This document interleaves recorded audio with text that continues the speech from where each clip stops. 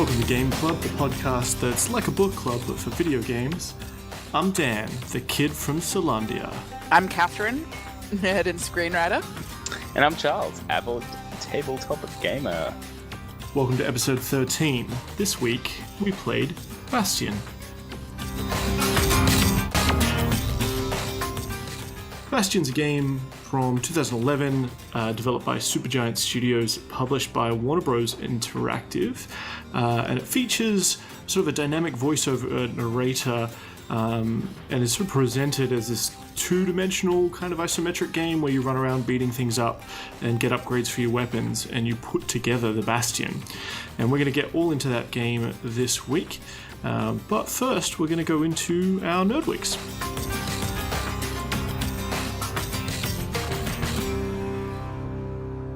Charles, we'll start off with you as per usual. What's your Nerd Week looking like? My Nerd Week has been fantastic.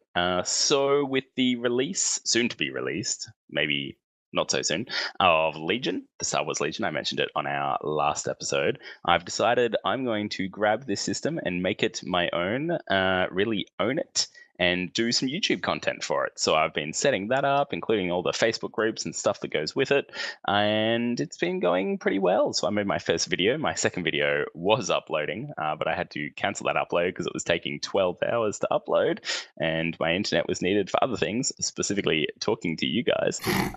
Yeah, We're pretty important. I know, right? Most important. I'd even say we're more important than Star Wars.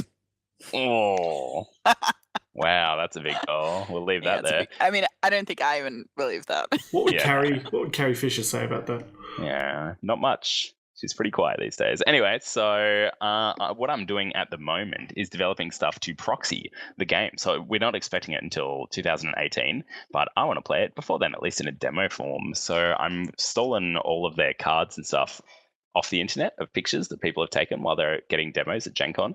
And this will be used as proof in a court case one day, Charles. I know, right? It's all over Facebook anyway. They've got me so good. Yeah. So I've printed it all out. I've made up cards. I've put them in sleeves. It's actually going really well. And I'm going to use Imperial Assault miniatures, which are a little smaller, but whatever. And demo hopefully a game this Sunday and record it and chuck it up there. And it will be a little bit different. And no one else is really doing it. So this is going to be like bootleg Star Wars Legion. Yeah, correct. It's like, that you get in a weird shop in Thailand and you go upstairs and everyone's staring at you and there's a goat. That's what I'm looking for, but with Star Wars. Star Wars miniatures, yeah, I can get behind that. Yeah. Anyway, I went into my local gaming store and potentially he's interested in looking at a bit of sponsorship for my YouTube channel as well, and supporting me and kind of having me affiliated with the store. So I won't talk too much about that because it's still in negotiations, but that's very exciting for me. So demand $1 million. Yeah. Yeah, that's what startup YouTubers are worth nowadays, right? Yep, just $1 million off as soon as you make the account, I'm pretty sure.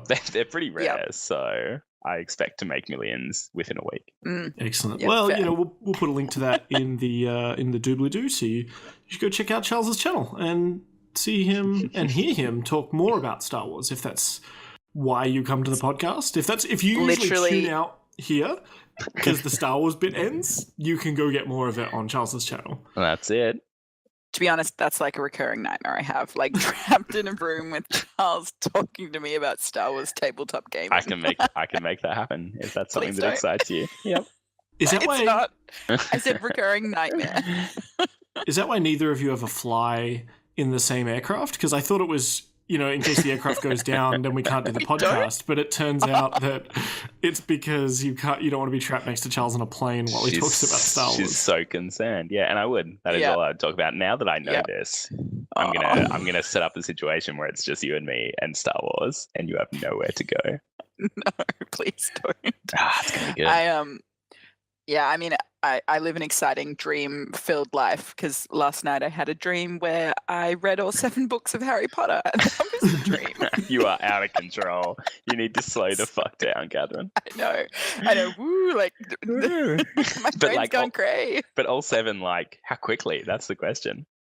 Well, Catherine's a pretty fast reader, right? It wasn't a competitive reading scenario, and I was like, no, I got competitive Harry Potter reading. Now that I'd watch. Yeah, And that my should be the- Star Like- Wars is boring? Come on. I woke up and I was like, I'm pretty sure I would have won that competition though. But like also that you're super lame. Was that your first thought? That should have been your first thought. My no, first Catherine, thought was, I'm I wish I'd won. this. Okay, Pretty screw the Star competitive. Wars YouTube channel. Let's see if the Game Shop wants to sponsor this new YouTube channel idea I have, where we have competitive Harry Potter reading. Amazing. Just people sitting there reading. All right, we have to move on. Yeah, sorry. Daniel, Got distracted. hit us with your nerd Okay, week. my nerd week. I got a Switch recently. I can't remember if I mentioned that on the podcast. Been playing Breath of the Wild. I think Charles wrote a piece about how the Switch was so great, and he sold his PlayStation to get a Switch. So I followed Because suit. he's lame. My beautiful girlfriend bought me a Nintendo Switch. She went and bought a bunch of pretty clothes wonderful. for herself and came back with a Nintendo Switch. And Just to she's- check though, you didn't sell your PlayStation for it? no, we've still got our Xbox. Thank One, God. because we're purists. And that's right, we're in the Microsoft ecosystem.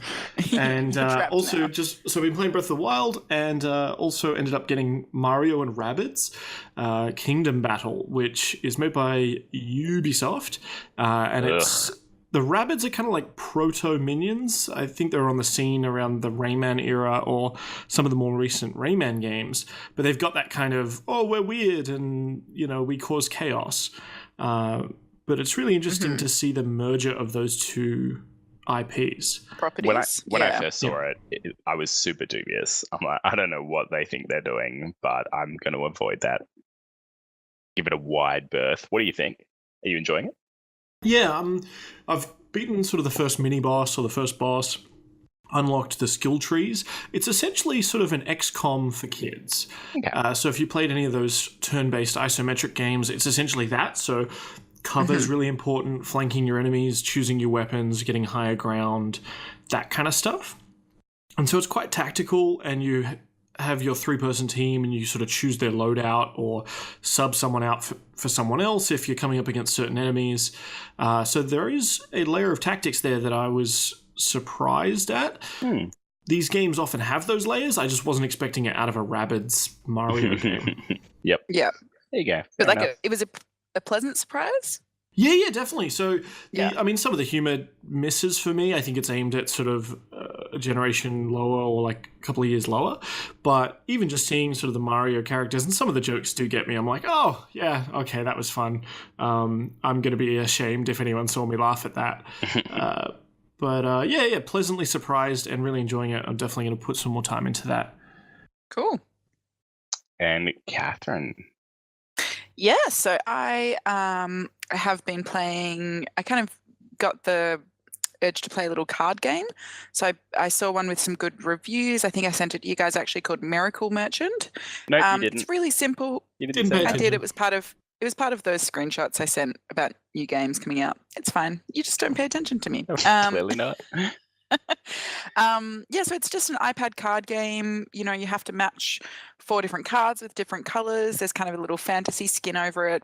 It's very much casual gaming, but I've kind of really enjoyed it. Like there's very set limits to you only get dealt a certain number of cards in a session, and then you have to start a new one.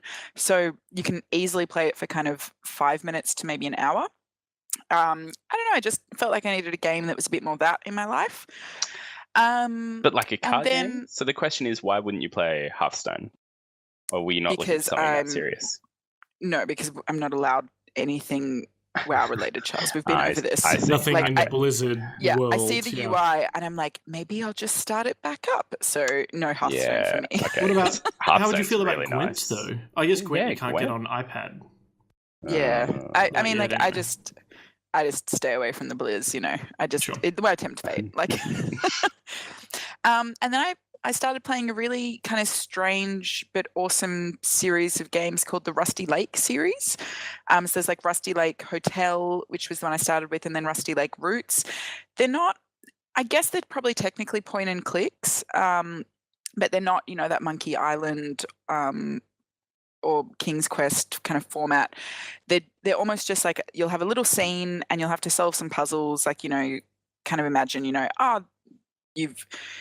there's all these red levers, and you don't know, you have to press in a certain order, and there's clues hidden around the room, and like they're all very different.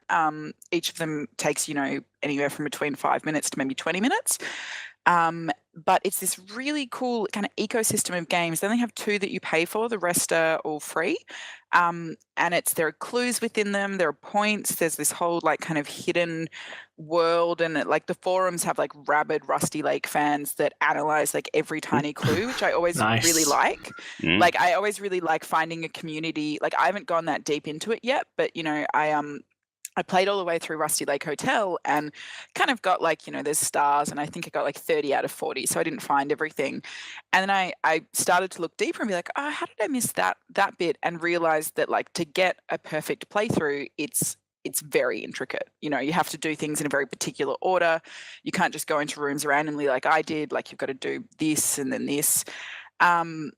And it's really dark, which I enjoy. So like we're talking like people hanging from trees, blood, like, ghost ravens stalking you. Like it's a really dark, creepy game that's just fun little puzzles that have a bit of depth, and there's a really cool overarching story about Rusty Lake and all the weird stuff that goes on there. But it's just got it's just that perfect blend of puzzle and narrative for me, but also pretty casual. Like Rusty Lake Roots has, I think, 35 different levels. So it was very much I could pick it up and like solve 1 or 2 and then be like, cool, I've had my gaming session. I'll go back to writing now.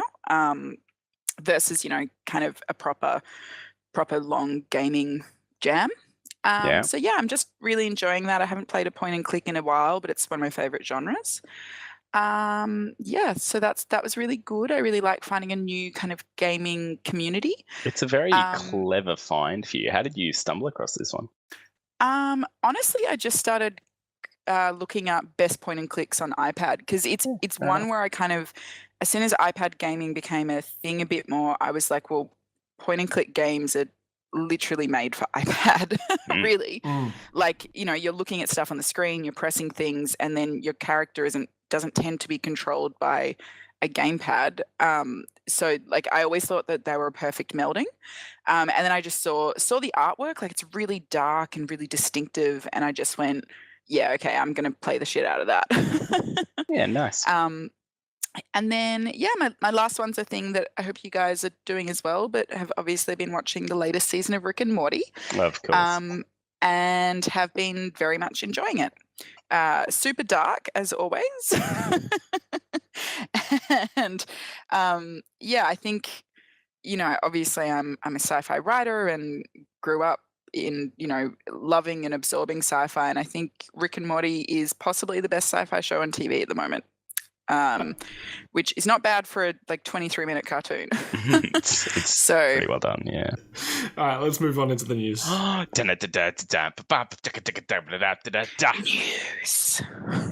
Catherine, you did it! It happened. It finally happened. I'm so excited right now. That's made my week. Thank you. Can't believe we had to edit that in that time, though. Did you? No, I was saying, never mind. You missed the joke. I didn't get the joke. Yeah, it's fine. I'm going to start with news this week that should certainly fire Charles up. I'm ready. I'm ready to be fired. He's got an erection right now. Well, just save it until I've given you the news, and then you can pump that boy full of blood. Too late. Lego has announced a new Lego set, and it is the biggest ever Lego set with 7,500 pieces. It is a Millennium Falcon. It is the Millennium Falcon. The ship that made the Kessel Run in less than 12 parsecs. So Dan, I was covering this like days before it was announced. Like I knew what was coming. It's an amazing thing. It's a stunning piece of art in Lego form. Will I get it? No. The answer is no. It is around $800. Yeah, for any that don't know what we're talking about, it's about $1,300 Australian. It's essentially a $7,500 piece giant Millennium Falcon Lego thingamajig, and it's kind of their artisan official line, if you will, collector's line. And it's just nothing like this has been has been done to this extent before. And it's amazing. And I've got friends that are getting it, so I will get to get my hands on one and play with one and maybe even help put one together. So that will do me just fine. You've put together, You know what you should was do, it a TIE though? fighter? Oh, sorry, go ahead, Kevin. No, you should turn up to the house, help them, like, yay, what a fun time, and steal about 50 pieces. I actually Just steal thought, one. yeah. Just steal one piece. So when the guy That's was even mocking worse. me and said like he'd let me help, I'm like, I'm going to put things in the wrong place in your Falcon. And he's like, no, you wouldn't. You wouldn't disrespect the Falcon like that. And he's probably right. I probably wouldn't. Yeah, okay. But I guess I've got my own Millennium Falcon. It's the Force Awakenings version. I'm just waiting. Awakens, Charles. I knew you couldn't Force help yourself. Awakens. Well, because you got it wrong.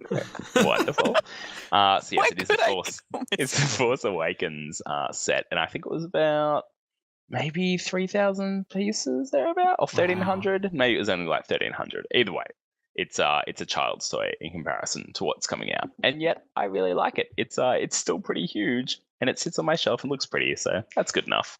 The cool thing about this new one is it comes with Size doesn't really the matter. crew from the Tridge and also the new movie. It does indeed, Dan. It does indeed. The And Tridge. replaceable radar dish for both of the different versions. Yeah, I like it. Yep. So if you want to Nice. get a YT-1300 freighter made of 7,500 Lego pieces, you're going to be a very happy chappy. Yep. Catherine, what news you got? So I've just got two little items. Yep. One was a recent announcement about the South Park sequel. So South Park, the Fractured Butthole game that's coming out pretty soon.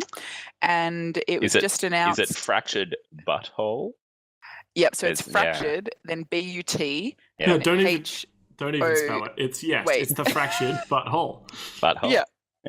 Yeah, it's You exactly got to what pronounce it says. it that way. Yep. Okay. Done. I mean, it's the same. That's why it's funny. Anyway. I don't get it. Oh, Charles. Are you joking? Yes, Were you I allowed to watch do. South Park growing up, Charles? I assume No, you were. I was never allowed to watch South Park. What? Yeah, so that's why I actually Wow. don't like South Park. The humor, I can get why it's clever, but it just doesn't do it for me. I'm not a toilet humor kind of guy because I wasn't brought up on it. So that's See, my like story. the first season or two is that, and then it somehow became one of the sharpest political shows on TV. It did, yeah. Um, I can respect yeah. that.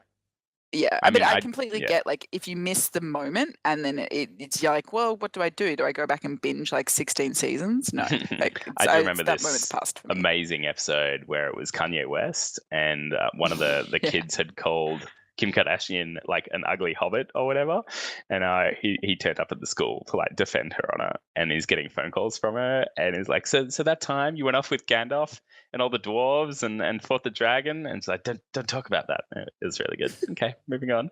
Sure. Anyway, maybe edit that bit out. No. So there was a recently announcement. So it's an RPG, and you have quests and adventures. I didn't play the last one, but I watched Josh play it, so I'm pretty familiar with the format of what they did with the previous one. But the thing that I don't know if it has people up in arms, but certainly has got a lot of people talking about it, is that so you can choose your gender and your skin tone, and the skin tone is the difficulty slider. So the easy mode of the game is white, and then as you move your skin tone further and further towards dark, like the enemies will be harder, you'll get less money when you loot corpses, people will react to you differently, and people won't help you as much. It's obviously a pretty bold. It's a Pretty bold controversial choice. Well, Yeah. Just to clarify a detail, I'm pretty sure, at least all the stuff I read, I could be wrong, was that the enemies aren't more difficult, but yeah, the way people react to you, the rewards you get okay. are smaller, but combat is still the same difficulty. Combat's Correct. still the same. So they're more Right. making. I thought I'd yeah. read combat would be different. Who knows? But Who knows until it actually Yeah, I comes mean, out. definitely the money stuff. And I know, and so gender also has a difference. I think it's mostly with how people react to you. Sure. But so yeah, the reaction has mostly been in terms of, from the liberal left wing, which obviously I belong to that end of the spectrum. It's been pretty positive. I was about to say haven't- it'd have to be positive, wouldn't it? I mean, that's Yeah. it's obviously a very controversial and bold choice, but one that actually highlights an issue realistically. I structural think inequality. I think it's fantastic. Yeah, it's very, very smart, and it's interesting. You can almost everything I've seen so far has been positive, but I'm sure there are negative think pieces. It may just not be ones that have come up in my sphere of kind of friends and people I follow on Facebook.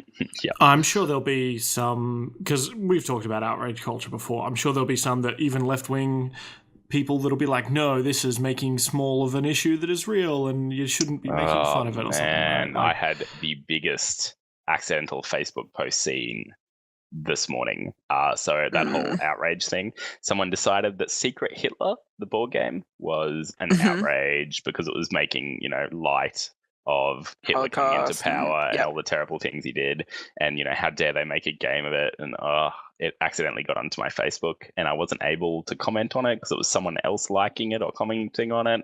And I just wanted to rage at this ignorant asshole and I couldn't. And I raged within myself. And that was bottle devastating. it up. I think just bottle it up is probably the best way to go. Just push it right down. Push it right down and hold on to it. Yeah. So and then it'll come out in weird Harry Potter based streams. That's it. I much prefer my Facebook to be only of opinions that I agree with, to circulate and Star Wars news. Yeah, correct. So I'll wait for the defriending straight after the podcast. Or I've unfollowed you months ago. Yeah. Wait, really? All right, maybe I would be so upset. The Melbourne EVA opens tonight. That's exciting. Yep, that was my second piece of news. I just saw it. I just saw it in the news, and it's actual news. Yes, it is relevant current news. So yes, I believe we mentioned it. So anyway, that was the South Park thing. I think it's great. And then the esports game bar in Melbourne opens tonight. So they've got a Twitter, which is, if you want to follow them, it is GGEZ bar. Catherine, come on, it's GGEZ. Fine. Because that's what you say to I didn't people want to after say you it. beat them in an esports competition. you don't you say say it, you type GGEZ. Yeah, but she doesn't. So that doesn't know make that. any sense. Doesn't know that, Dan. Yeah, She's not an I don't esportser. But yeah, I'm really excited to see what the vibe is. I kind of read. Why are we they not had a there little tonight? announcement That feels like something we should be at. because we're doing the podcast, like cool podcasters. That's very. Also, reasonable. it's really cold. It's so rainy really and disgusting out there. Yeah, no one's going to be at this event. Yeah. But yeah, there was an article basically saying that their priority is making sure it's a fun bar first, and that esports is obviously the focus. But I think they've learnt their lesson from a few gaming bars that came up, and they were great gaming places, but they weren't necessarily great bars. So I'm kind of hopeful that they'll hit a good balance and actually make some money and stay around for a while. Yeah, from what I have read, it's very much just like, it's like a sports bar, but just on the screens are the esports, and they've got a license till 5 a.m. So it's a lot of those international competitions you'll be able to watch at 2 or 3 in the morning or something like that. Yeah, clever. Which I think works out. I don't think they need any of the extra fancy things, because I think in one of the quotes they said you don't go to a sports bar and play football. You go and watch it. So. Yeah, and I really agree. I think that's a really smart way to do it, because if you had to have all the computers and the gaming set up and it's not very social, whereas really making it a spectator thing, they're right. You don't expect you might play like a little game of pool or foosball or something, but you don't expect to go kick a soccer ball around a bar. The important thing to find out would be what kind of pub food they have, because that's going to be make or break. They have Korean chicken tacos at the very least, Korean fried chicken tacos. So I think it's good quality. Fuck, why am I talking to you guys right now? I should be at this thing. My flu would not stop me from eating Korean chicken tacos. Now, I'm a big esports fan. I'm a fan of the E and the sports. What'll be interesting to see is which esports they sort of lean to, because I know a lot of them have problems with spectator modes aren't very, because all these games are set up in different ways, like Overwatch and Counter-Strike and stuff are all sort of first-person shooters. How do you set up a spectator camera? Are those sports mature enough to have developed a good esports scene yet? And also, are we as gamers kind of insular? I play this game, so I watch this esport, whereas I have no time of day for any other one. whereas sports fans sometimes watch multiple sports. I don't know. I don't know what sports fans do. I feel like gamers will be more like they'll recognize that they can't only watch League all the time or something. Like I don't know. Maybe I'm being too hopeful, but I believe we have people have to be a little bit open-minded. Surely they will. Yeah. So I'm looking at a picture of the place, and they've got multiple TV screens all around the place. So there'll be different games going on, and people, I guess, can pick and choose what they look at and what they think about. That's just like they do at home. So very good. Yeah. I reckon they've got it now. It looks really sharp, actually. I think we should definitely hit it up. Yeah, I think we should do a review. Yeah, we should. I do see, I think an interview with one of the owners that was saying like one of the major concerns they have, or like one of the major concerns most bars have is their liquor license and making sure they've got quality beer or whiskey on tap or whatever, whereas theirs was they needed a big fat fiber cable to provide high-speed internet so that they could live stream all of these different shows via Twitch or via YouTube Live or whatever in HD, whereas usually that would be provided through a cable channel. Yep. Yeah, for a regular bar. So, I'm all for it. I reckon we go there one time. All right, decision made. Done. Charles, I guess we should listen to your news. Yeah, my news. So it's about Star Wars. I've already done a Star Wars news this week, so you're going to have to pick something. This one's really different. So this is actually about gaming Star Wars, not tabletop, not anything to do with tables. It's the same thing. Force Friday just happened, which is the event where they announce all the new Star Wars toys that are coming out. So that's where the new big Millennium Falcon was announced. But one big thing they announced, which is really interesting, is the augmented reality game Jedi Challenges. You both would have seen I think I saw footage of that. Yeah. Yeah. So essentially, they've packaged their own, I guess, augmented reality visor with a game. So it's like the VR equivalent of those little handheld game systems you used to get that only had like one particular game. Like a Game & Watch. Yeah. And like, so there was a Game Boy where you could take cartridges in and out, but there used to be little game handheld things that would only play one game. So it's kind of the VR version of that, I guess, for 400 Australian dollars. Jesus. Okay. And it's got a few games on it, but they're all, Star Wars themed, like that Star Wars chess game, whatever it's called. And some kind of strategic game and lightsaber battles. What it actually looks like will be really interesting. I'm very dubious about the quality of what they'll bring, but it's putting VR and AR more into the mainstream, which is only a positive thing. And look, it looks cool in theory. And Star Wars will be a test for them, because they're all owned by the same corporate overlord now. It's like, if that does well, then there might be a Marvel one, and it's Star Wars is almost the safest property for them to do it with, but there would definitely be people quietly planning like, well, if this does well, how do we do this across, 20 things? Yeah, this sci-fi technology, let's test it on the sci-fi nerds, and then when that's successful, we will try and promote a new version of Aladdin and a new version of Beauty and the Beast that's VR only before it goes back in the vault. I actually saw the musical of Aladdin just a few nights ago. It was it was good. I went and saw that as well. Did you? Yeah. How cool are the villains in that? Yeah, the villains are great, and I mean, I don't remember a lot of the plot because Aladdin was shirtless for a lot of the time, so that's really distracting. But yeah, it was interesting because obviously the live action films in the work, every single Disney film that hasn't already been adapted into live action, they have plans to. So it's kind of it's interesting to look at that story and be like, yeah, what would you do to make that a film? Yeah, I guess they're dominating everything. And as a screenwriter, and Guy Ritchie's directing, so that'll be Aladdin's like got to do a heist. What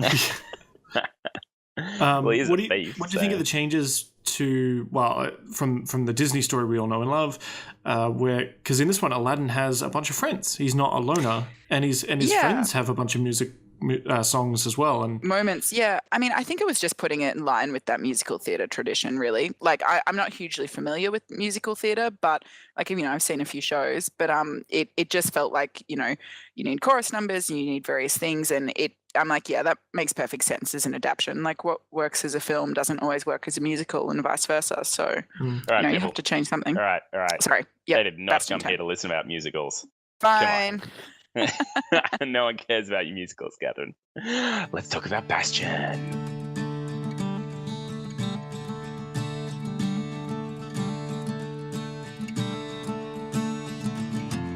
So, Bastion, as mentioned at the top of the show,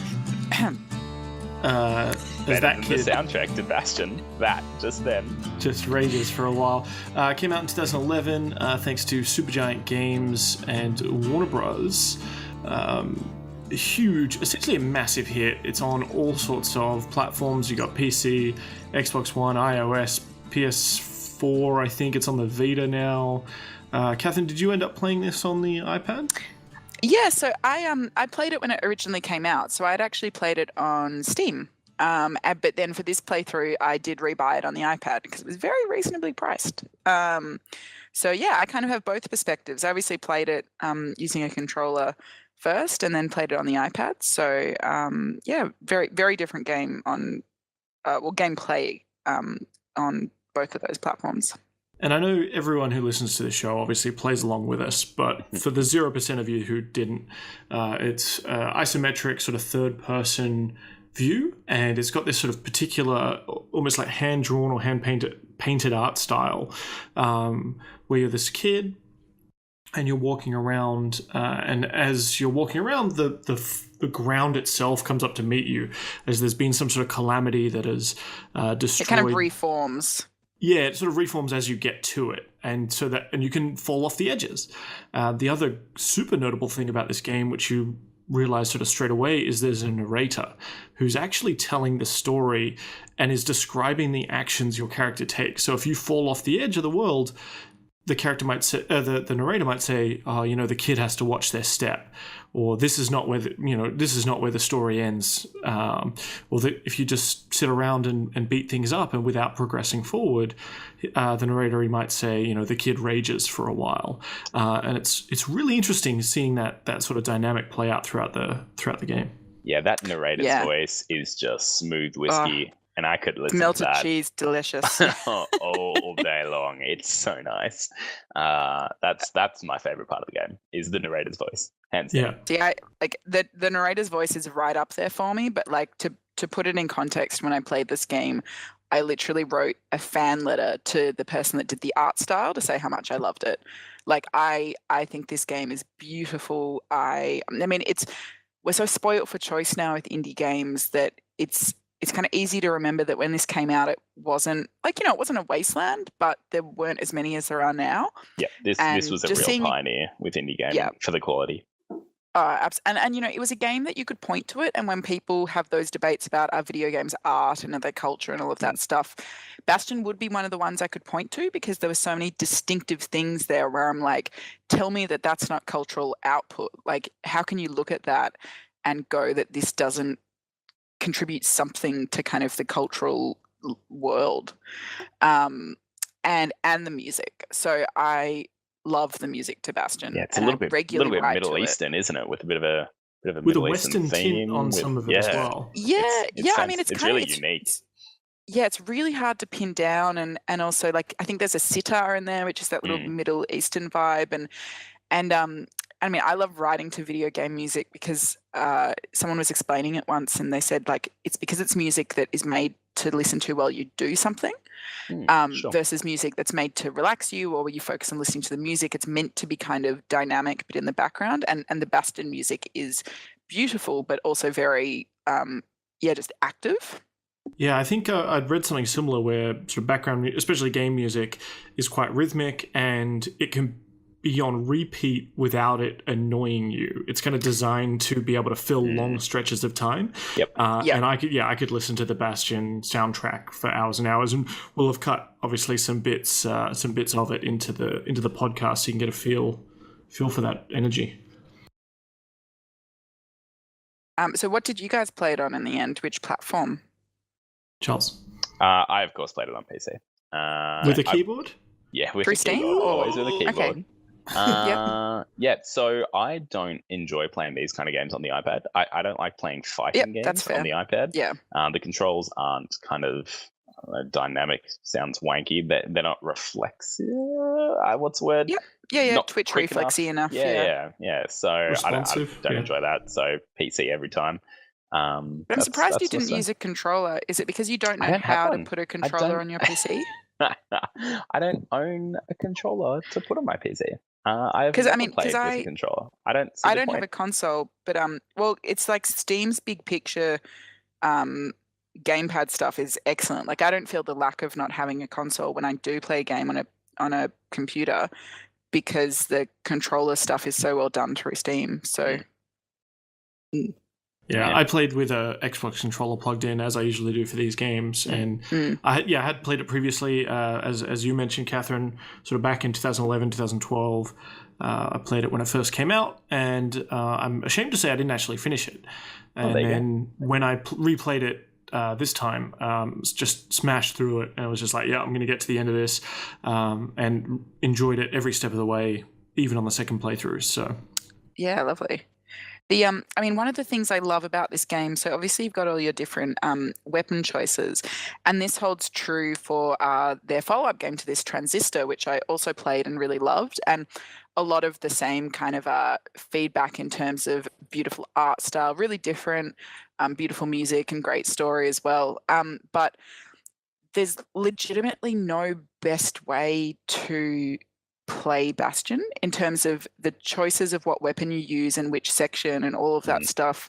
There's no one right answer, and I think that's such a hard thing to do from a game design perspective, and just speaks to the quality of the game that I don't think you could, like, you know, I was going online and looking up hints and things when I originally played it, and there would be people arguing so strongly for one combo being the best, and then other people saying they, you know, did New Game Plus using an entirely separate one, and it's like, yeah, like that's a really well balanced game.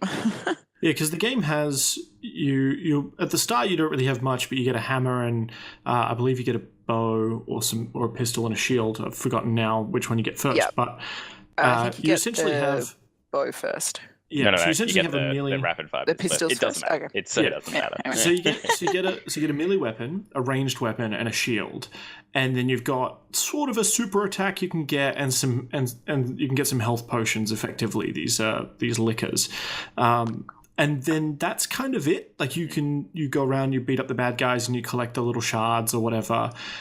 And then, pretty much every level you go to, you unlock at least one, if not two, new weapons.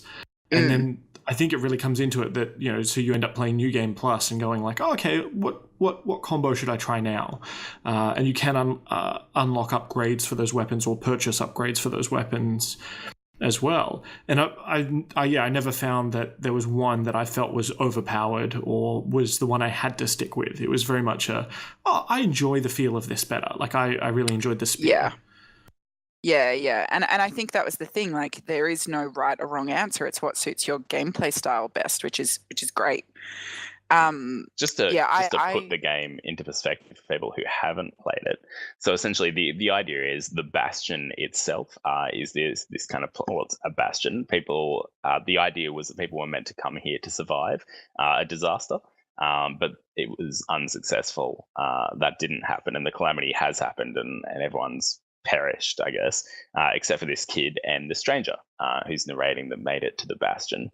And the idea is you explore out from this Bastion along the Skyway to different locations from the previous world, and you rebuild them as you go and discover them and fight monsters in them and fight bosses and get cores that you bring back to the Bastion to build, to expand it and to repair it, to then be able to eventually save and restore the world.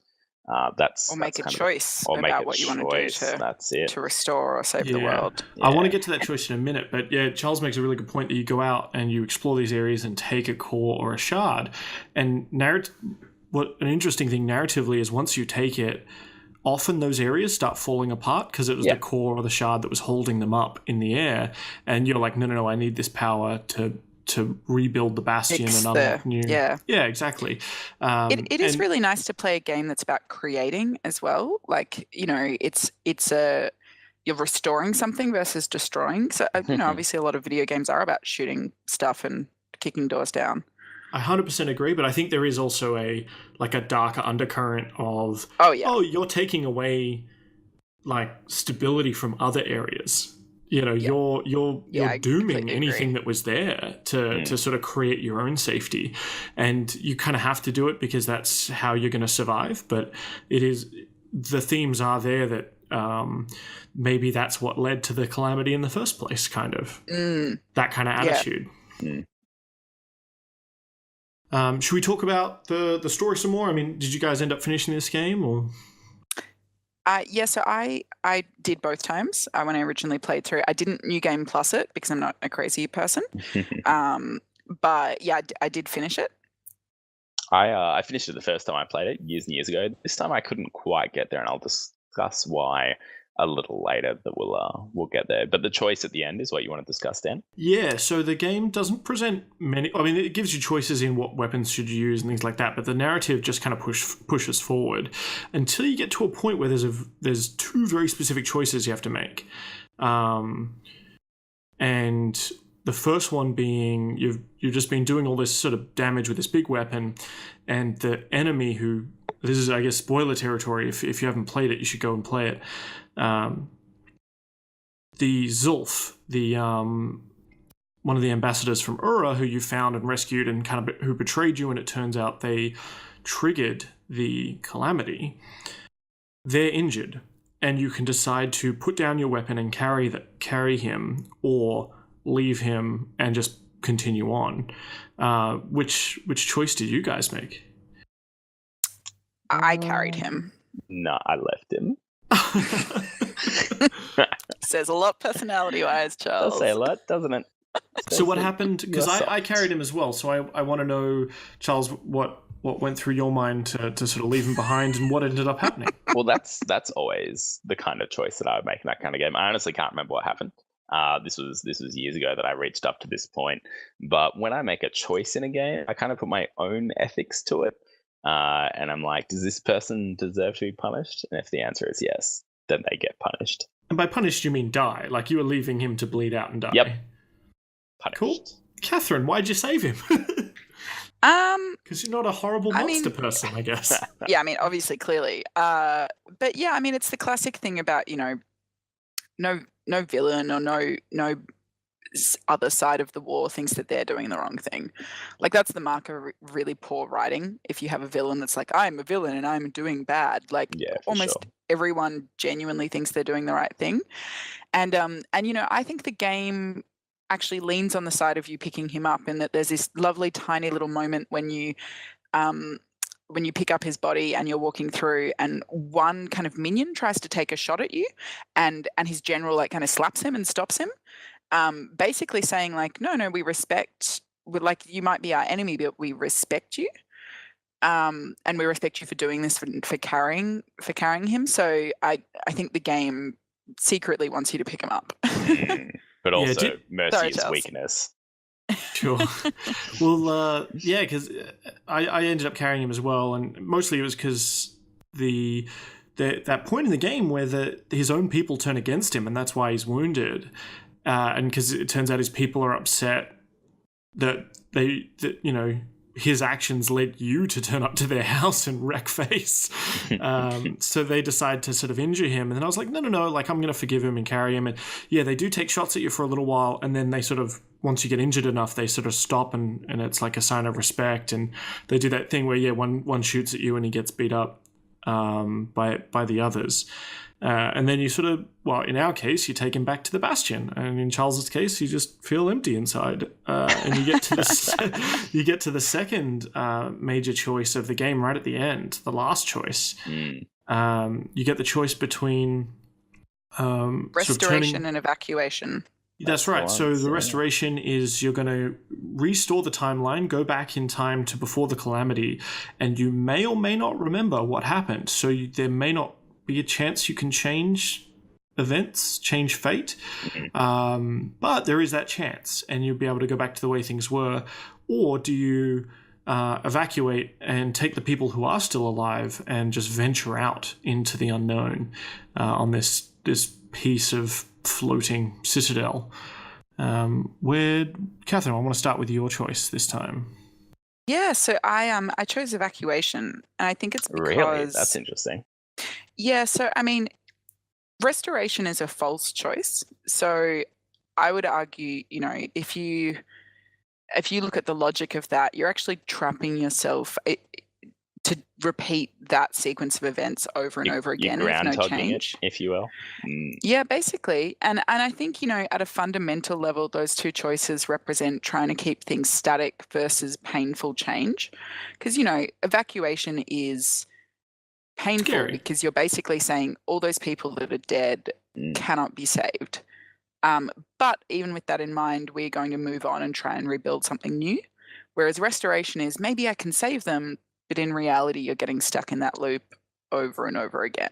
Maybe. I mean, so I picked restoration, and when you pick it, the stranger has a. Now who's hopeful? That's it, right? He has a bit of a chat, and he's like, it's said that we won't remember, but with all the things we've been through, I don't think that could happen, in his sexy voice. And that's kind of, it gives you a little bit of a glimmer of hope, I guess, that maybe the restoration will end well.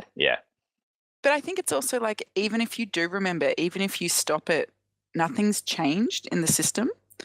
Like, everything that caused the calamity is still there and still in place. So, I mean, I think it's definitely, it reminds me a little bit of Braid, actually, in terms of it's definitely a game that has deeper things to say about the environment and choice and kind of society and the nature of fate.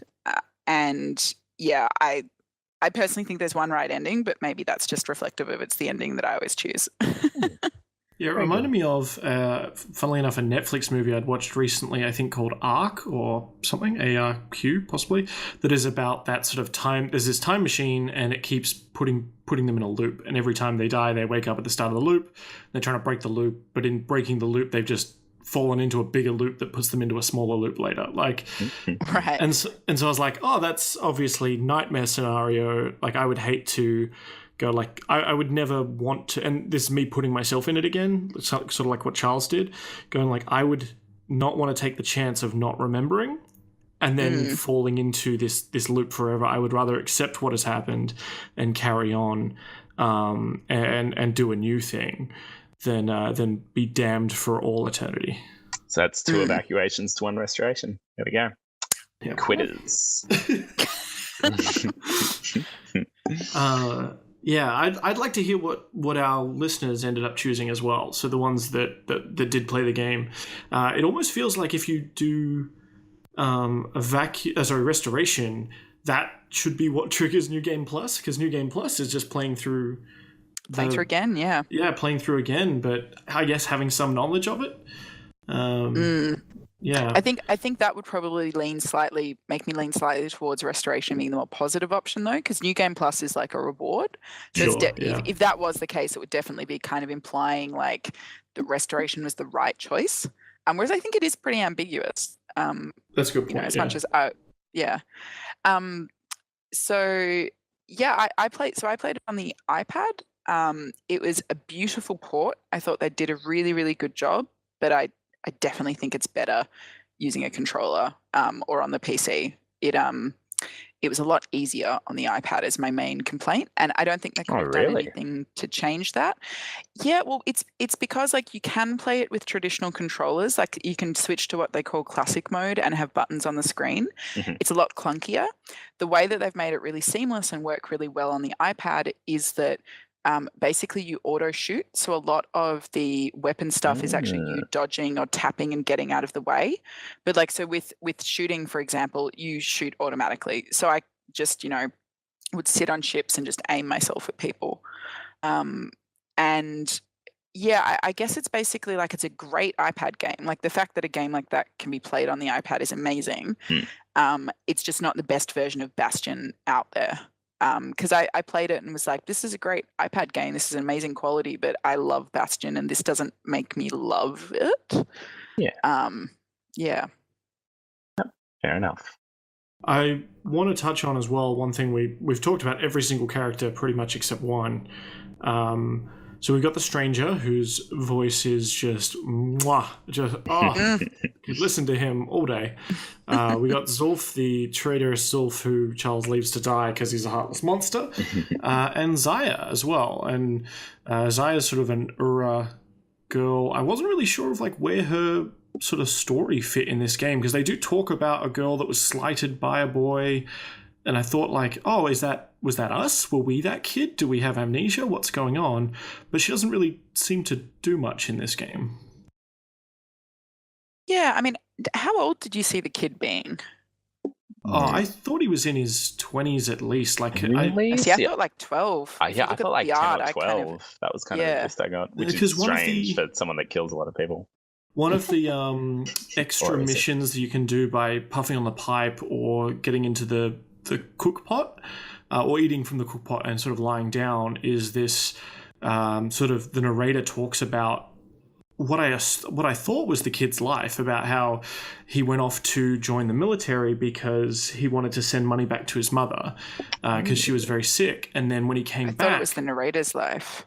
Oh, maybe it was the narrator's life, but I like. Or maybe they have child soldiers. I don't know. There's options.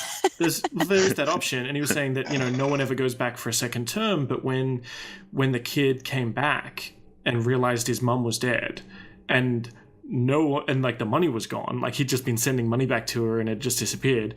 He decided to go back out there and do a second term, and no one ever does that, and he just hardened up or whatever. I thought he was like talking about the main character. I thought he was talking about you, because even though he calls him a kid, I mean, the narrator seems like an old dude. Super so he would call, sweet. Yeah, he would call anyone everyone a kid.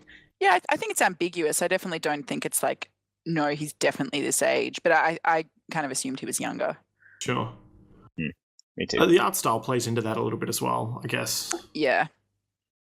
Yeah, a lot of the not the cutscenes, but I guess like the static images that you got, I felt like he looked slightly younger. Yeah, he does look super young. Yep. I think you're crazy, Dan. Okay. Yeah. That could be cool. it. I do want to know as well, like what weapons you ended up sort of using, because I felt that they introduced them fairly quickly, so I never really spent too much time with one. But by the end, I was like, no, my go-to is the musket and the spear. Yeah, fair enough. I'm a big machete man. I liked the speed of the war machete because you could get in and get out really fast, whereas the bigger weapons I found really cumbersome and irritating. But the spear obviously has its advantages. Catherine?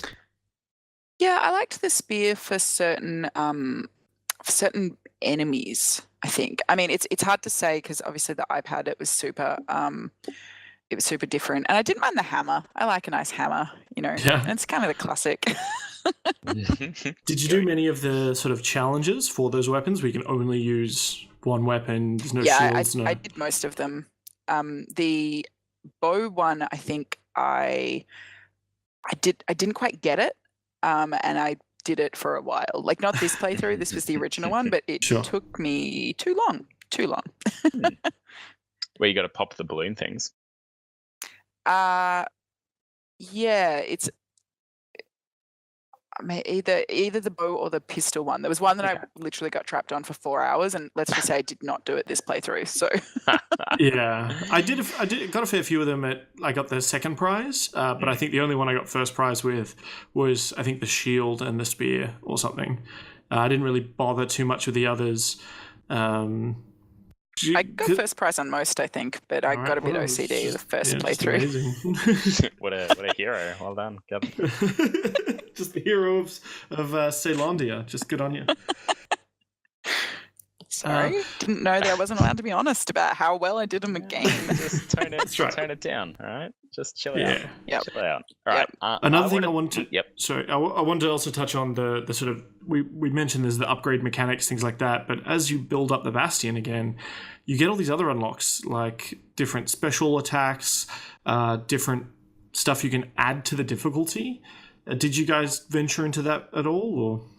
Yeah, definitely. You got to build that stuff up, access it up. Yeah, it's the goodies. That's the good stuff. I liked the building aspect. I kind of, it gave me a deep internal sense of satisfaction to restore things to their rightful glory. Yep. Yeah. They nailed it. I don't know if maybe this is one of the first games to do it, but that whole idea of having your base that you're building up while doing other things has become almost a staple in games that we see these days. That you have your own location that's personal to you, and that gives you motivation. And this does it very well. Just because I guess the artwork's so nice, you really want to see that within your Bastion, if for no other reason. And the backstory. Yeah, it's not just some random backstory. Base. Yeah, the opportunities it unlocks. And you also feel personally attacked when you come back. You've been working so hard, and you come back to the Bastion, and it's in ruin because it's been attacked while you were away, and you're just like, God damn it, I was so close to getting it finished. Like someone's come in and ruined it, and you're just all the more motivated to get out there and hunt them down. Yeah. Yeah. Now, I want to talk about why it didn't quite capture me this time. So the narration is stunning. The music is amazing. The artwork is fantastic. But the gameplay for me felt a bit stale. And I don't know if that's because we are Games where we have are. moved on. Like 5 years, 6 years later. But I guess that good old mechanic of mowing your way through a whole bunch of monsters with different weapons just doesn't hold me anymore. And I don't know if that's a weakness of the game or just where I am as a player. But I found it really hard to get super into Bastion for the second time because of the gameplay. I think it may have something to do with the fact that, as Catherine mentioned, it's one of the early indie games that you could point to and go like, this is a great indie, or semi-indie. I mean, it's published by Warner Brothers, but I think that was later though. It didn't. I mean, maybe I'm wrong. I would have to check the history of it, but it was like it won all the indie awards. Like it was not. I think it was picked up by them later. Yeah, it could very well be right. I mean, the developer itself is an independent, whether they just published through Warner Brothers before you could sort of publish independently. But ever since then, I think a lot of games have maybe taken on that formula and built upon it. And the mechanics were very core, like very fine and crisp, and they kind of do what you want to deliver that narrative. But I think in the last 6 years, we have grown and kind of expect a little bit more out of our indie games, and maybe a little bit more intricacy in the mechanics. I don't think that's a flaw of the game. I think I absolutely agree with you, Charles, that it's like it doesn't feel revolutionary now. I just think it's like, you watch certain TV shows that were amazing, you're like, wow, this plotline's so predictable. And of course it is. It was 10 years ago. So I think things move on, and that's not a fault of the game or the show or whatever. It's just that, I'd hope that games have continued to get better. And I mean, it's interesting. It's actually really sad. I was looking forward to their new game quite a lot. Pyre, I think. Pyre. Yeah, it's like basketball, but also weird fantasy.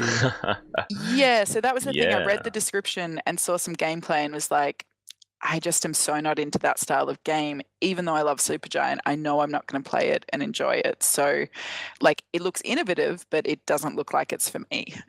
So that made me a bit sad because I enjoyed Transistor, not as much as Bastion, but I did really enjoy it. Cool. All right. So, Charles, I know we like to touch on this bit in every game club. Are there a couple of things you would like to tweak in this game, or? Look, I guess for me, it's just the gameplay mechanics. And I think that's just my personal preference of a game. I'm not a big hack and slash kind of guy. I never have been. But do you like cleverer games than that? Is that? Yeah, I'm looking these days. I'm looking for puzzles. I'm looking for more complex mechanics, more interactions that are, I don't know, ethical. So. Yeah. For me, so you can choose the awful. Correct. So I can unleash my angst and anger upon the world. So for me, I wouldn't change the game because it is what it is, and it's an amazing piece of art. But it's not something that I would leap to play again, in that sense. Yeah, Catherine. I think for me it was, it was really fun to go back and play it on the iPad. I definitely don't think it's the superior platform. Like, I know a lot of the games I've played, I've kind of, for this podcast, I've kind of come away going like, I would never play it on anything other than an iPad now. That's definitely not Bastion iOS version for me. It's still one of my favorite all-time games. Like, the narrative, the music, and the story, and I agree with Charles. The gameplay hasn't aged particularly well, but it's it's still right up there with one of the classics. Now, usually at this point in the podcast, I complain that the game was too hard and that they need to make it easier. However, this game was actually fine, and one of the buildings you can get, you can actually add levels of difficulty, and that increases the amount of XP you got. So we're square on that front. Thank you, Supergiant Games, for being up for letting me custom tailor my difficulty. Yeah, it's pretty cool. However, what I would tweak is, and this probably isn't a criticism so much as just how much I enjoyed it. I would want more. I want maybe short. More story in the new game. It's Plus, a neat package. I want more narrative. I want to find out maybe some extra stuff about that world, because that world started to really interest me when as the narrator's telling it to you, I couldn't help but get invested. Also, I'd like maybe some more unlocks for the weapons instead of just, you do 5% more damage or reload is faster. Maybe some kind of super attack on the weapon that doesn't, that can go in conjunction with the other super attacks you had from the Black Tonics. Maybe just like more fiddly things to sort of play around with as I explore more story is kind of what I'd want out of this game, or some sort of DLC maybe. I'd like to see the weapons change in a way that makes you play tactically different, I guess. More so than just the ranges you're hitting your enemies. That would be interesting, I think. And so I guess that's what we see these days. And this was and that's what they did in Transistor. Like you played a completely different game. It was kind of weapons, but they were like runes. You equipped different runes.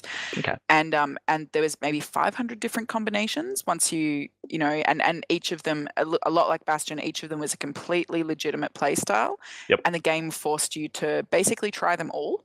It wasn't really, it didn't annoy you, but it was like you ended up never being able to stick with just one style of play. So I think you can see the sequel to Bastion and the evolution in it in their later games. Right. I think there's definitely a clear progression there if you play one and then the other. Yeah, nice. Alrighty, we're gonna have to keep moving on. We're getting we'll skip the pay to win. I think Yep. We'll go straight into game recommendations. I think we'll recommend this game, I think, is sort of where we land on it. Yeah, so for me, it's definitely, look, if you've never played it, you need to play it as a fan of indie games and just to experience the artwork, the narration, and the soundtrack, if nothing else. If you've played it before, you probably don't need to revisit it. I think it'll be almost, for me, it put a bit of a sour taste on what was an amazing memory. All right. But yeah, so that's my recommendation. Cool. Yep. Yeah, good recommend.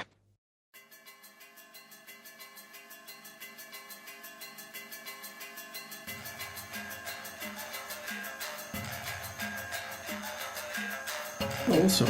Do you guys have any games you want to recommend that are, if you liked this, you might like this, or if you're interested in this, here's another taste of a similar kind of game? Catherine? Yeah, I think mine would be very clearly Transistor, and then also Braid. Really similar feel in terms of just narrative and surprise and story. Obviously different gameplay, but also gorgeous art style and music. So that would be my recommend for that one. That's another one of those games that really encourages you to play again and uncover the sort of full story. Yeah. Yep. I would recommend Portal and/or Portal 2. Obviously, play the first one first, mostly because that entire game is narrated by GLaDOS as she's talking to you about the things you're doing, and she's talking to the character and the player instead of the narrator talking to sort of an audience. But it has a lot of similarities where the narrator will describe things you've just done and mention how silly it was or how smart it was. So it's a similar kind of thing. I'm going to recommend the Banner Saga. I haven't played that, but I want to. Yeah, it just in a way that the artwork is really nice and unique, and the world also has its own little differences to it, which makes the whole thing really enjoyable and really engrossing. So yeah, that's my recommendation. Yeah, that's been on my wanna playlist for ages, so that's a good excuse. It's pretty great. There we go. It's out there. Cool. All right. Now we're going to skip on through to the most important part of the Game Club show. It's the quiz! The one we all look forward to. Bum. Listen, all this takes a lot of getting used to. And you do get used to it. after a while. There's 3 things I'll always miss, though. 1, not having to watch my step all the time. 2, forget about 2. And 3, I miss the songs. Folks from Ceylondia knew how to carry a tune. Now, this one's going to be a bit of a different format. What I have done is I've taken a couple of 10 to 15 second clips of famous game soundtracks. Now, you're going to get, when I ask for it, so we'll give time for both of you to listen.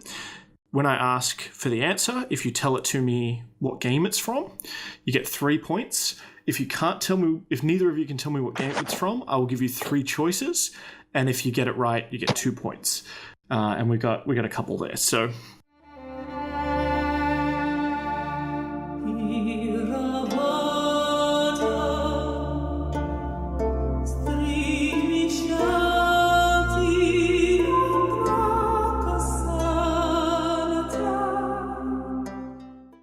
Oh man, this is going to be really Okay, hard. I'm done. Okay, so can either of you tell me what game that's from?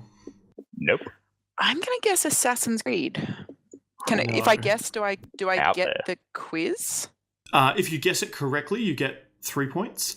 But I mean, does that mean I don't to do the second bit? Correct, because so the other person doesn't even get a chance.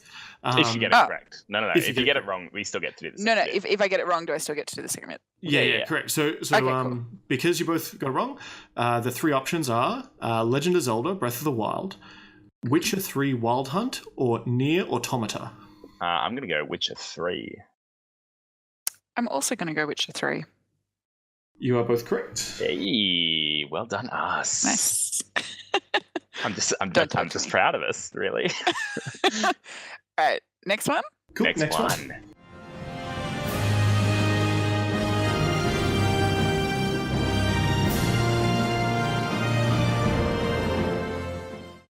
I've got it. Which one is it? Is it? Hang on. Oh, Lord of the Rings games?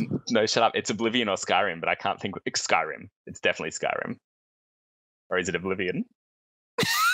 Which one's your final answer, Charles? Oh, I'm going Morrowind. to say. I'm going to say Skyrim.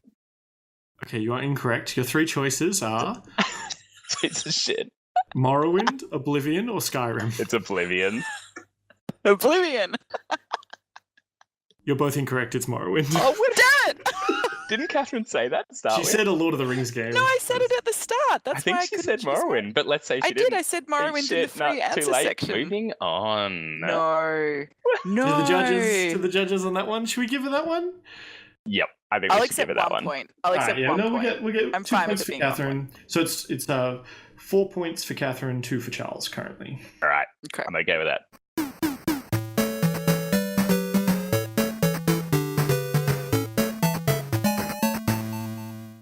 So it sounds like, obviously, It sounds like a Mario, but like Or a maybe Sonic. a Yoshi. yeah, maybe a Yoshi. Oh yes, Sonic. That's true. I think I'm going to go with Sonic.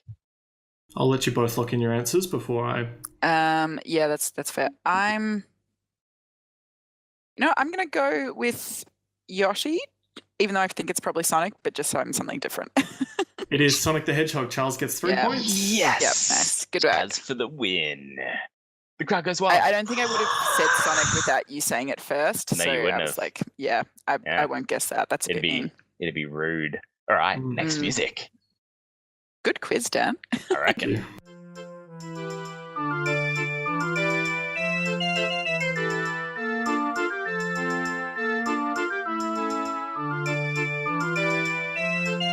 That's Zelda. What pretty music. Can you tell me the name of the game, It's a Zelda, and I'm going to say Ocarina of Time. Catherine? I mean, I kind of want to guess the same thing, but that's not fair because I haven't played the game. That's it. You know, you got to choose what you got to choose. Gotta do what you gotta do, Yeah. Kevin. Yeah. I'll say Breath of the Wild, just to probably lose. It is the Song of Storms in Ocarina of Time that plays in the windmill. Look at me. I'm a little chuffed with myself right now. All right. So we got Charles on 8 and Catherine on 4. I like them points. Next up. Fine. It's fine.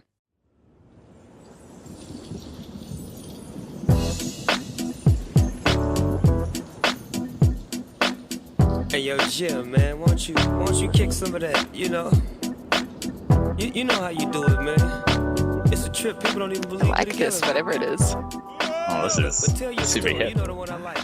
Say it, I'm going to say that's a GTA game. I was like, that sounds like a GTA, maybe San Andreas. Yeah, San Andreas sounds good, right? That's the one it belongs to. Well, So guess that's something both else, you're locking in? Charles. Oh, I guess we can't both guess it, can we? Well, you can, but I can. did the gentlemanly thing. Yeah, you did. But I totally think it's San Andreas, so I'm going to stick with it because I have no ethics. So you're doing both San Andreas. You're both incorrect. Ooh. The options are Forza, Burnout Revenge 3, or Need for Speed Underground 2. What was Say the first one? Forza. Oh, it's a racing thing. You know, we don't Burnout play Revenge racing 3 games, Dan. or Need for Speed Underground 2. I don't know. Need for Speed Underground 2. Yeah, I'm also going to say Need for Speed. It is. So it's Snoop Dogg, Feet the Doors, Riders on the Storm for Need for Speed Underground 2. Yeah. I really liked it. I was pretty sure it was some Snoop. And he's in the mobile game as well. Kind of something I want to listen to. He name drops Need for Speed. I think it's a song made for the game. So he would have gotten paid a lot of money for that. Oh yeah, anyone who had that game used to have that song come up all the time while they were racing. Right. That's awesome. Yeah, right, they need to get their money's value. Yeah, exactly. All right, we've got two more to go. All right.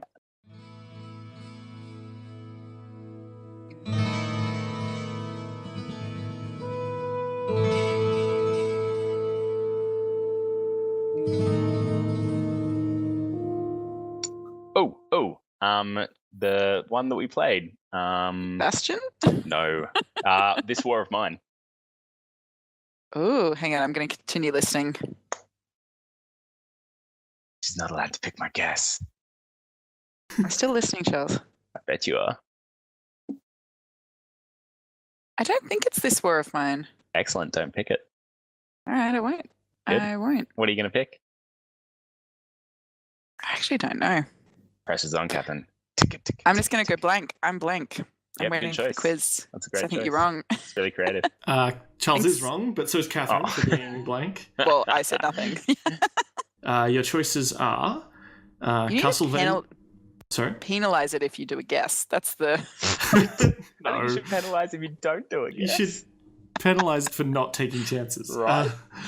Your choices are Castlevania, Diablo, or Devil May Cry. Oh. Devil May Devil Cry. May Cry. What No, was yours, that's lame. Catherine? That's lame. I don't want to go the same as Catherine. I'm going to say Castlevania if Catherine's going Devil May Cry. I said Devil May Cry. You did. It is Diablo. Oh. Nailed it. Yeah. Catherine and Charles, high five. Good. Yeah. Yep. So the scores currently, let's add them up here. We got Charles on 10. Charles on 10. Catherine Catherine on 6. Yeah, on 6. Hmm, Right. So okay. this is the final one, number 9. No, 9 and 10. There's 10. She wants both. She wants Yep. the time to catch up. All right, here we go. Number 9.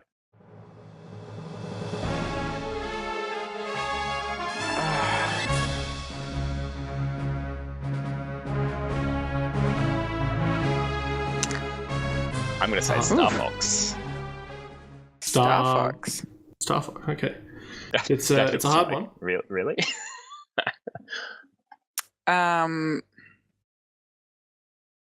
Yeah, I mean, I'm kind of reminded of like the Stormwind music and WoW, but I know it's not that, but yeah. Anyway, I'm So just gonna you're- go blank again. It's neither of those things. Your choices are Star Wars Pod Racer, Star Wars Jedi Academy, or Star Wars Rogue Squadron. Yeah, it did have a Star Wars theme, but I'm like, it's too easy. Jedi Okay. Academy. Dan did love Jedi Academy, didn't he? I'm going to say Pod Racer for the hilarity's sake. It was Rogue Squadron. I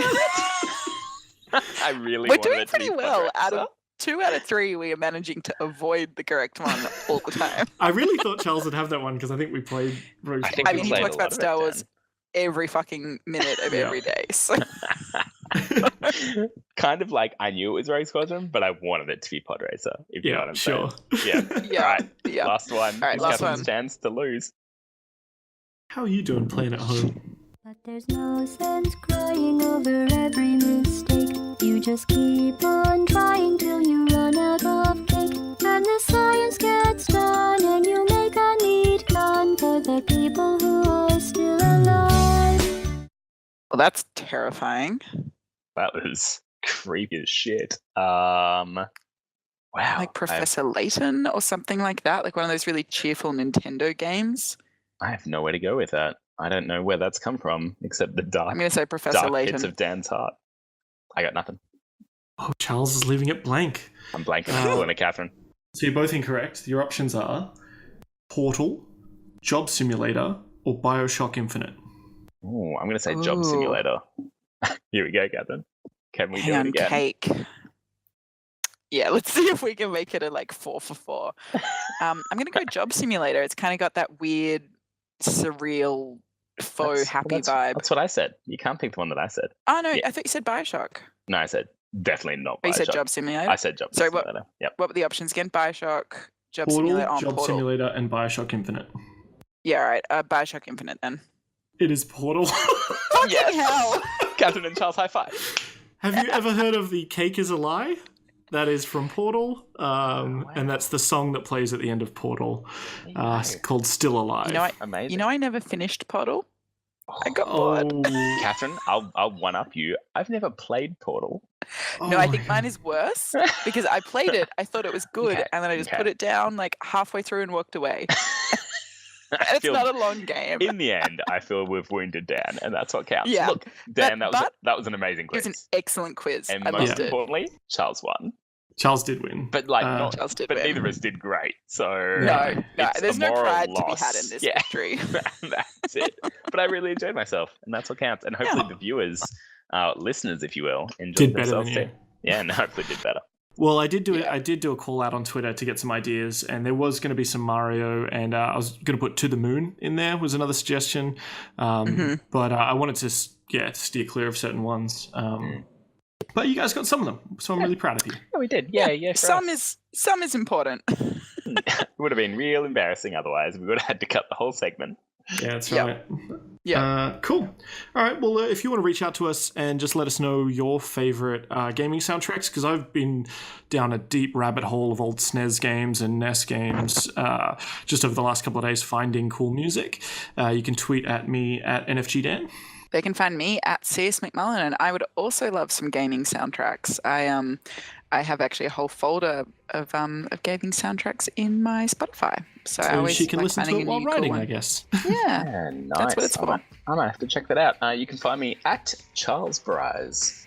Or you can find Charles at Star Wars Tabletop Gaming. You certainly can. What? There's the plug. Do you have a Twitter as well, Charles? No, I don't tweet. That's not Star my Wars? thing. I'm not a Yeah. tweeter. Yeah, I know. Yeah. I know. It So next frightens me. time on Game Club, we're doing one for ourselves. This one's not up for a vote. We're going Yeah, back this into is- space. This is for us. Dictatorship. Yeah. We're playing Pulsar. The Lost Colony. Dun. Oh, I'm so excited. Catherine, hopefully this works on your laptop. Yeah. Yeah, we'll Pulsar see. Lost Colony is another indie game where it's multiplayer, so we're going to have to play it together. We'll try and get some footage happening as well, where you're all each got a role on the ship. It's almost like FTL but first person, and you're running around trying to make sure your ship doesn't blow up or implode in the vacuum of space, and that Catherine isn't putting you out an airlock. Almost definitely will. So looking forward to that. If you want to follow along with us, tweet at us at Game Club Cast. Let us know what you thought of this episode, and we'll catch you in 2 weeks' time. See you then. Bye. Thanks. Bye.